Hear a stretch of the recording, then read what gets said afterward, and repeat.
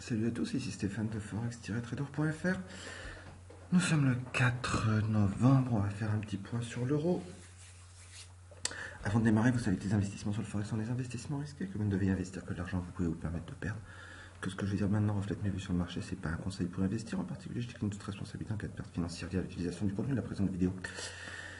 Sur l'euro, là on est sur la graphe semaine. Alors, l'euro était en train de monter dans un triangle haussier, il l'a cassé il y a 2 semaines. Il l'a retesté la semaine dernière et démarre la semaine en redescendant. On note vers indice, évidemment, au niveau psychologique, qu'il y a une résistance. Et on a cette ligne de tendance en support. On va passer sur le graphe jour, c'est là qu'on voit tout en fait. Alors, on va enlever ça d'abord pour analyser simplement les chandeliers. Là, on a notre ligne de tendance qu'on avait sur le graphe semaine, d'accord? On l'a cassé. Ici, retester et on semble confirmer la cassure. C'est pas encore tout à fait fait. Pour que je sois vraiment tranquille, il faudra qu'on passe sous 1,09. Et là, je sais, j'ai une petite position, vous avez vu. Là, je sais qu'on serait effectivement reparti pour chuter, comme je vous l'avais dit dans ce cas-là. D'après moi, on va au minimum retaper peut-être soit ici 1,07, soit sans doute même peut-être passer sous la parité jusqu'à 0,99 et 0,91. Ceci est le graphe mensuel avec un retracement de Fibonacci. Je repasse sur le jour, puisqu'en parlant de retracement de Fibonacci, il y en a un qui est très intéressant, c'est celui-là. Donc, on le remet. Si vous regardez celui-là, vous voyez qu'en fait, on rejette la pointe 786. Alors, vous pouvez aller voir sur mon blog. J'explique pourquoi le 786 et le 886 sont deux niveaux de Fibonacci qui sont très intéressants, notamment pour tout ce qui est renversement de tendance.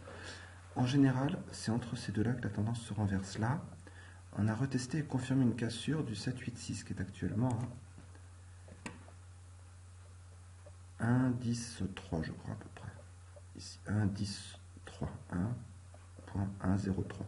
Tant qu'on est en dessous de ce point-là, et plus généralement, peut-être même de ce point-là, mais plutôt ce point-là, tant qu'on est sous 1,10,3, il faut vraiment plutôt chercher à vendre qu'à acheter. Maintenant, le test pour l'euro, ça va être aujourd'hui, est-ce qu'on va passer 1,094, c'est-à-dire au niveau 886, et dans ce cas-là, c'est quasiment, je vais dire, excellent pour continuer la chute. Éventuellement, il y aura peut-être moyen de reprendre sur une cassure confirmée un deuxième short, une deuxième vente, ou est-ce qu'on va rebondir et remonter, auquel cas on va aller soit retester ça, soit retester ici. Je vous expliquais la semaine dernière que tout 1,14,5, c'est tant qu'on est sous cette ligne qui définit mon triangle haussier, je n'achète pas l'euro, je ne fais que le vendre. Sur H4, mais je crois qu'il n'y a pas grand chose à voir.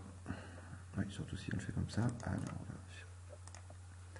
voilà, on avait notre dégringolade, notre ligne de tendance hebdomadaire qu'on a cassé, retesté.